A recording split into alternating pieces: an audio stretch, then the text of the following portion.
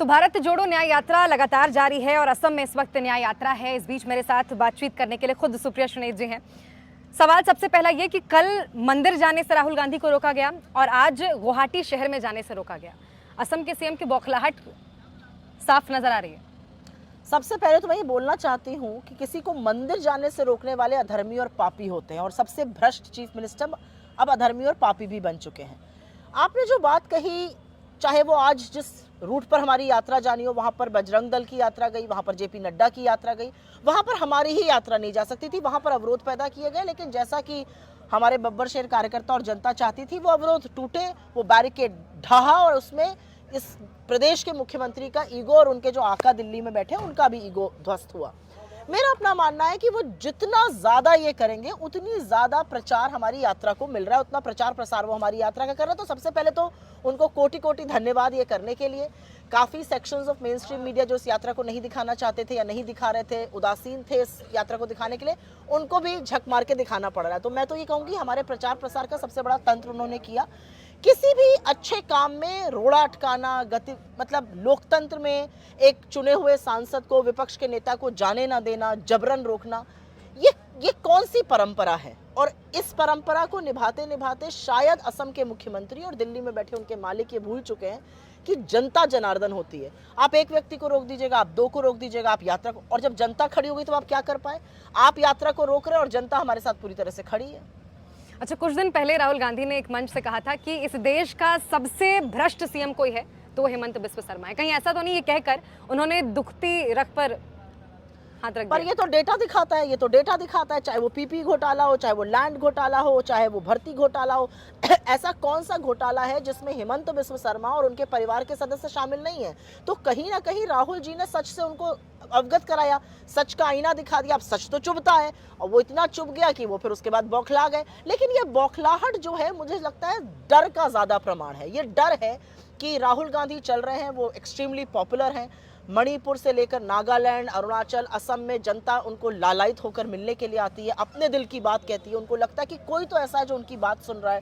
चाहे आप मणिपुर की महिलाओं का दर्द देखते हो, चाहे आप असम के बेरोजगारों की वेदना सुनिए, तो मुझे ऐसा लगता है ये डर ज्यादा है। डर इस बात का है कि ये जनता तो राहुल जी के साथ खड़ी हो गई। जिस जनता को मैं दबा कर धमका कर रखना चाहता था, जिसके ऊपर मैंने अपनी पुलिस छोड़ी हुई थी, वो राहुल गांधी के साथ खड़ी हो गई।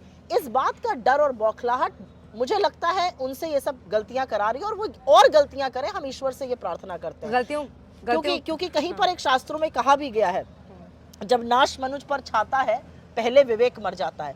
जिस तरह की रक्त रंजित राजनीति यहाँ पर करने की कोशिश करी गई, हमारे पीसीसी अध्यक्ष को गुंडों ने मारा, आप भाड़े के टट्टू खड़े करके नारेबाजी करा रहे हैं, इससे क्या दिखता? और वही लोग जब राहुल जी उनके, और मैं तो थी क्योंकि मैंने देखा जब राहुल जी उनके बगल से लगल के हाथ हिला रहे हैं तो वही लोग हाथ भी हिला रहे हैं।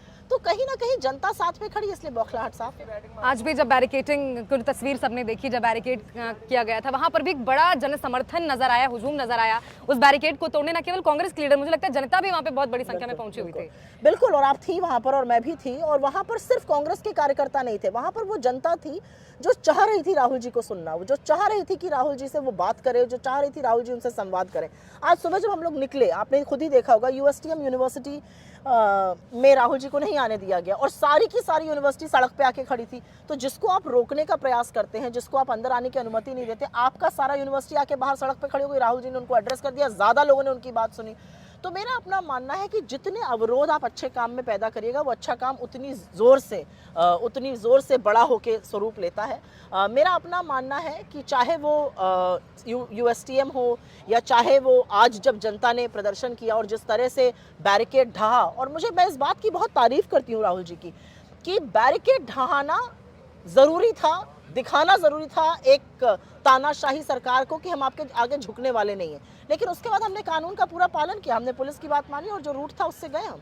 बिल्कुल, 5 न्याय का भी जिक्र आज हुआ। जी हाँ। उस 5 न्याय के बारे में एक बार आप जरा डिटेल में बताइए। मुझे लगता है ये बड़ी बात है। जब राहुल गांधी जी भारत जोड़ो न्याय यात्रा लेकर निकले तो बहुत डिबेट हुआ, बहुत लोगों ने पूछा कि इस यात्रा की क्या जरूरत है। कुछ ऐसे सवाल भारत जोड़ो यात्रा में पूछे गए थे, जब उसका आंसर लोगों ने देखा तो वो सवाल बंद हो गए। लेकिन भारत जोड़ो न्याय यात्रा के वक्त लोगों ने पूछा अभी न्याय की क्या जरूरत है। हमारा अपना मानना, और इस देश ने 10 साल अन्याय का दंश सहा है। वो अन्याय युवाओं के साथ हुआ है, महिलाओं के साथ हुआ है, इसीलिए भारत जोड़ो न्याय यात्रा का आगाज भी किया गया। और जब भारत जोड़ो न्याय यात्रा शुरू की गई तो एक चीज बिल्कुल साफ थी कि इसके 5 स्तंभ होंगे, और वो 5 स्तंभ युवा न्याय है, भागीदारी न्याय है, नारी न्याय है, किसान न्याय है और श्रमिक न्याय है। 10 सालों से इस देश के युवा रोजगार मांग रहे हैं, उनको रोजगार के बजाय लाठियां पड़ती हैं, उनके साथ न्याय होना चाहिए। 10 साल से शोषित, वंचित, दलित, आदिवासी, पिछड़ा समाज परेशान है, बदहाल है, बेहाल है, वो न्याय की उम्मीद कर रहा है, उनके साथ न्याय होना चाहिए, उनकी भागीदारी सुनिश्चित होनी चाहिए। 10 साल से नारी सुरक्षा और नारी का जो पार्टिसिपेशन आर्थिक व्यवस्था में होता है वो बिल्कुल ध्वस्त हो चुका है, उनके साथ न्याय होना चाहिए। ब्रजभूषण शरण सिंह जैसे लोगों की जरूरत नहीं है हमारे सदन में, उनको न्याय मिलना चाहिए नारियों को ऐसे अत्याचारियों से। किसानों की आय दुगनी करने की बात थी, किसानों को 750 किसानों की शहादत हो गई, चेहरे पर शिकन नहीं आई। किसानों की आय दुगनी करने की बात थी, 27 रुपए रोज का किसान कमा रहा है, उनको न्याय मिलना चाहिए। और अंत में मैं श्रमिकों की इसलिए बात करूंगी क्योंकि खुद का डेटा कहता है सरकार का कि 1/4 आत्महत्या इस समय देश के श्रमिक कर रहे हैं। वो श्रमिक जिनके हाथों से, जो रीढ़ की हड्डी है, जिनके हाथों से ये देश बन के खड़ा होता है, और उन श्रमिकों के लिए चाहे वो आय हो, चाहे उन्नति हो, चाहे वो वेतन हो, चाहे अच्छी व्यवस्था हो रहने की, वो सुनिश्चित करनी जरूरी थी और उनका न्याय जरूरी होना चाहिए। तो ये 5 स्तंभ है, युवा न्याय, भागीदारी न्याय, नारी न्याय और किसान और श्रमिक न्याय, और ये होकर रहेगा। मुझे बहुत इस बात का फक्र है कि राहुल जी बिल्कुल क्लियर हैं कि वो किसके लिए ये यात्रा कर रहे हैं। वो ना टीवी चैनल के लिए ये यात्रा कर रहे हैं, ना अपने प्रतिद्वंदी के खिलाफ यात्रा कर रहे हैं, वो एक यात्रा न्याय के लिए कर रहे हैं। और न्याय का जब कोई बीड़ा उठा लेता है तो न्याय होकर रहता है।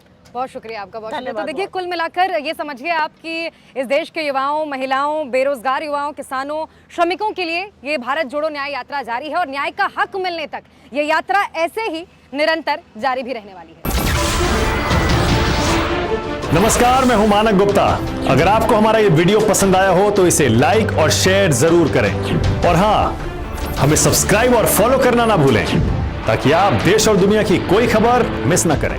तो जुड़े रहिए हमारे साथ और देखते रहिए न्यूज़ 24।